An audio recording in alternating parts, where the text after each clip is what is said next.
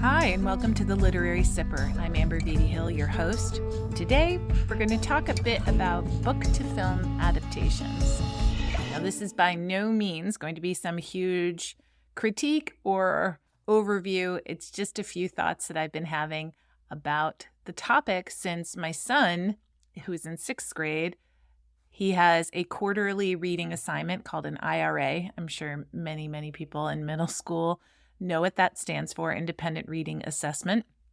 And in this case, the quarter work had to be a book that then was turned into a film or a television series. And they wrote compare, contrast, or did a project where they compared and contrasted the book to the film. So Tate read Ready Player One and, of course, watched the Spielberg movie and had a lot of opinions on it. As I'm sure many of you do. But it is really funny to watch this film through the eyes of a preteen who just loves pointing out all that the movie got wrong. Everything, every minor detail. And if you are to, look at his report at the end, there are at least 18 things that he thinks should have been added. But a lot of good reasons as to why they aren't. He said to me, Mom, one sentence in a book could cost $1 million to make. And that's very true. And that's the economy of words for you. But it also got me to thinking maybe he has some sort of genetic bias towards loving the book. I mean, who's to say? Just because I'm his mother and really always say, well, did you read the book before they watch a film or a television show? But he did love the movie as well. But he really said to me, they're kind of two separate things. And I think that that's true. You can love a book and love a movie and also not quite see how they connect to each other. Or you can see the choices that the director and producers made and ask yourself if you would have made the same thing. Not too long ago, I posted a New Yorker cartoon to my feed that had a man with his popcorn passing by a pile of books left outside the cinema entrance. And underneath the pile of books, there's a sign that says, last chance to read the book before seeing the movie. And I was surprised by how many people do not like to see the movies of the books they love, and how many people did not realize that the movies they love are, in fact, books. And I think that that's really interesting in considering these days when so many books are opted into the episodic television. That is kind of the norm now, because it's a lot easier to take a novel and have more than 2 hours to depict the nuance of characterization or setting or world building that needs to take place. I mean, a small, quiet novel like The Queen's Gambit can be turned into an 8 to 10 part series that is just magical in display, and I think is one of the great conversions that have come out in the last couple of years.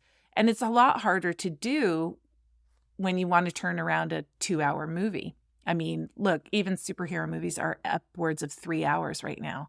So people want the time devoted to the story. And it's actually interesting when you do see a screenplay that's quite tight and what that writing and the adaptation of that writing, how interesting it is when it's done well. I think there's a book that many people have read over the years, The Color Purple, of course, which had its screen adaptation back in the late 80s and then again in this last year.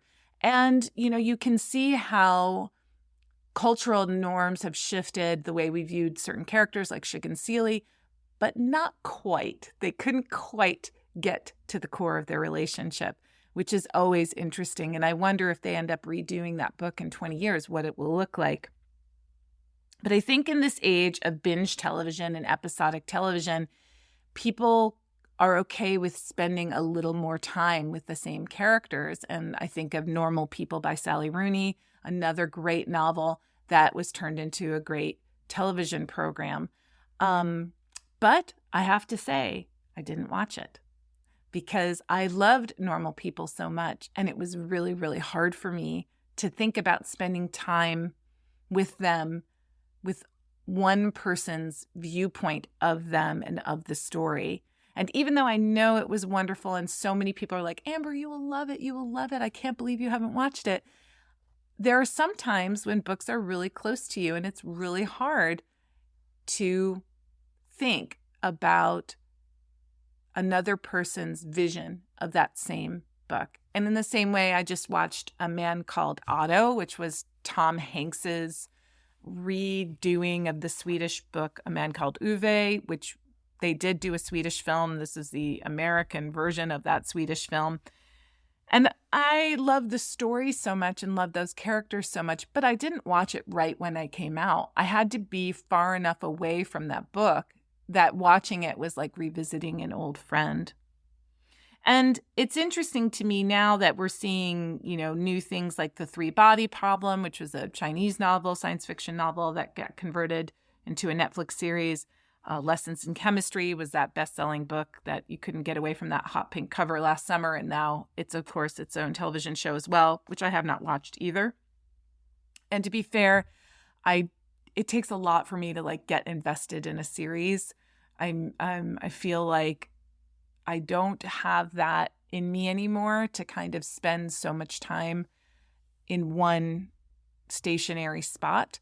But I appreciate it as an art form and love hearing about people's watches that they love, like White Lotus or Wednesday. I mean, all of the shows that people are into now. I enjoy hearing about them, but I have not personally sat down and watched them.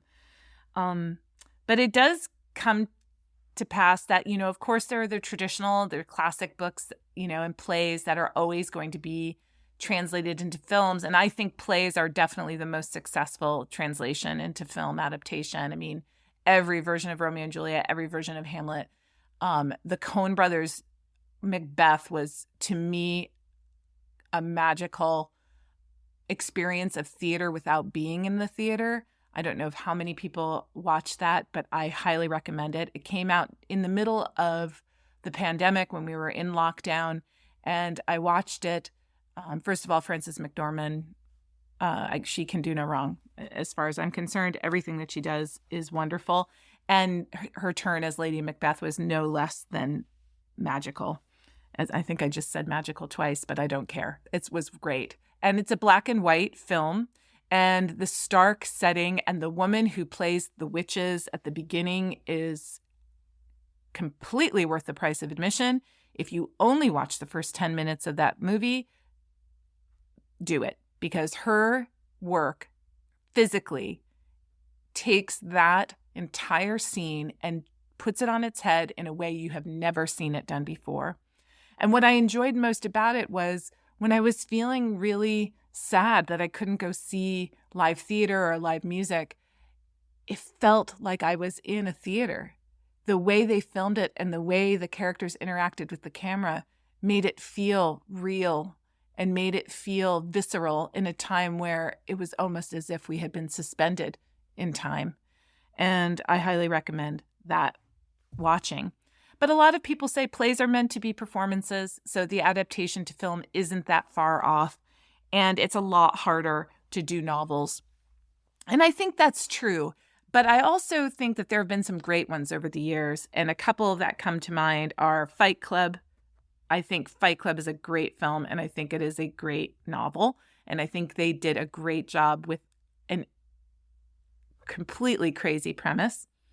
Cuckoo's Nest, another classic. Of course, I love Ken Kesey's novel, but I think that cast is a moment in cinematic history that will go down forever. Michael Douglas directing, Jack Nicholson, of course, Danny DeVito. It is a wonderful book, and I used to use that film as well in the classroom, and it does translate to the classroom. There's a lot to talk about, a lot to discuss, so that even if you don't use the novel in the same way, it's a great spring book to bring into the classroom because the kids will enjoy reading it. Teenagers, of course, will enjoy reading it, but the film is also an important one in America, and you can see how Nurse Ratched herself became this icon and caricature, and you can see how the trope followed through in a lot of other films and television series after that movie and film came out. And The Body, Stephen King's short story, The Body, which of course was turned into Stand By Me. I mean, after he saw that film, Stephen King cried because he said it was the first time he ever saw exactly what he thought he saw while writing. And I just think that what a compliment to Rob Reiner as a director. And of course, all of the young actors in that movie were just terrific. And River Phoenix, R.I.P. And I think a recent one is this most recent adaptation of Dune. I can't tell you, I would rather watch that movie than read that book, 6 Ways to Sunday. I just think that director's vision and how technology was able to meet that vision, but also be very organic and interesting and visually alluring. That's what the movies are all about. There's a spectacle to movies, but also the quietness of the characters, the subtlety of the acting in this kind of largesse landscape was really well done. And I think in a lot of ways gave the book more gravitas. But those are just a few of my thoughts on film to TV adaptation. I don't tend to want to, at first push, watch films that are based on books I love. Like All the Light We Cannot See, I know is coming out, and or maybe it's already out, I don't even know. But there are just times where I want to have this vision of the world for myself. And there are times when I like a film a whole lot more than I like the book. I mean, I love Pride and Prejudice. I love Keira Knightley's Pride and Prejudice, but I am not a big fan of the novel. And I have never really taught it or never really said, oh, Jane Austen is the best. I've always felt like, yeah, it's good. It's a period piece. It's good. Yeah, I see why it's important, all the things. But that movie was pretty good. And I'm always curious to hear what movies you think are worth watching, what adaptations you think are worth watching, and certainly drop them in the comments and leave me a review while you're there. I hope all is well, and I'll talk to you next week. Thanks for listening to The Literary Sipper. I hope you enjoyed this episode and learned something new. If you did, please subscribe and leave a rating and review if you're feeling especially generous. Until next time, keep reading, keep writing, and keep putting your voice in the world. It's waiting for you.